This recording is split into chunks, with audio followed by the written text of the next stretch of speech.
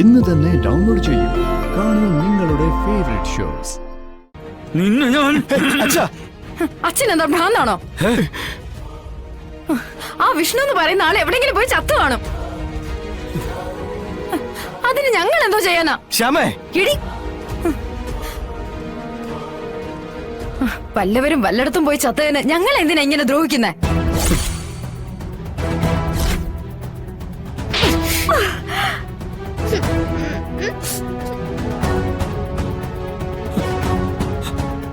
എന്തൊക്കെയാടി നീ വിളിച്ചു പറയുന്നേ?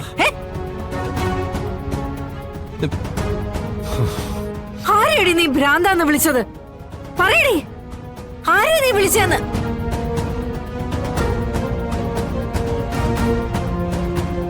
പറയടി മാപ്പ്. ഇടി കാല് വീണ് മാപ്പ് പറയാൻ.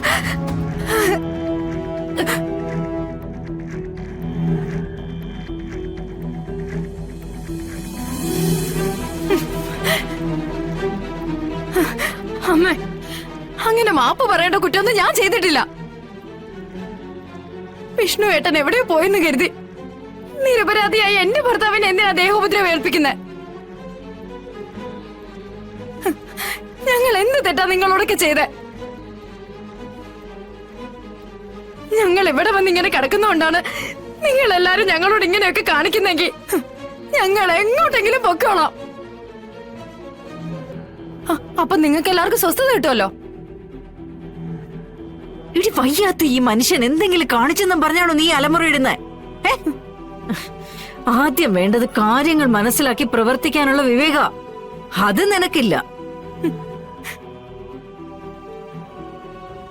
അതില്ലാത്ത കാലത്തോളം നീ എവിടെ പോയിട്ട് എന്താ കാര്യം? ഈ മനുഷ്യൻ ഇവനെ കുറച്ചു നാളെങ്കിൽ കുറച്ചു നാളെ സംരക്ഷിച്ച് വളർത്തിയതാ. അതുകൊണ്ട് ശിക്ഷിക്കാനുള്ള അധികാരം ഈ മനുഷ്യനുണ്ട്.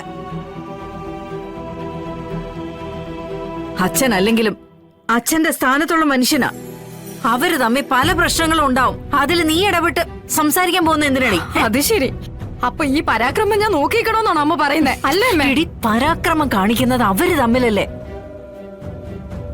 അതിൽ നീ ഇടപെടാൻ പോയതും ആ മനുഷ്യന്റെ മെക്കെട്ട് കേറാൻ പോയത് എന്തിനാന്നാ ഞാൻ ചോദിച്ചത്. ഓ, അത് ശരി.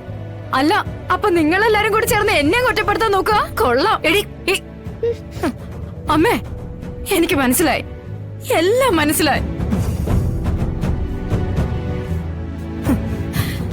ഇതിനെന്ത് ചെയ്യണമെന്ന് എനിക്കറിയാം. എടി ശ്യാമേ,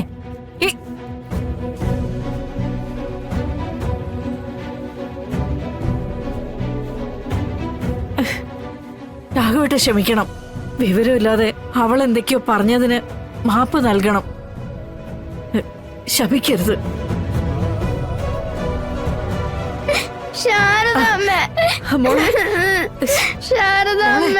കരയില്ലടാ.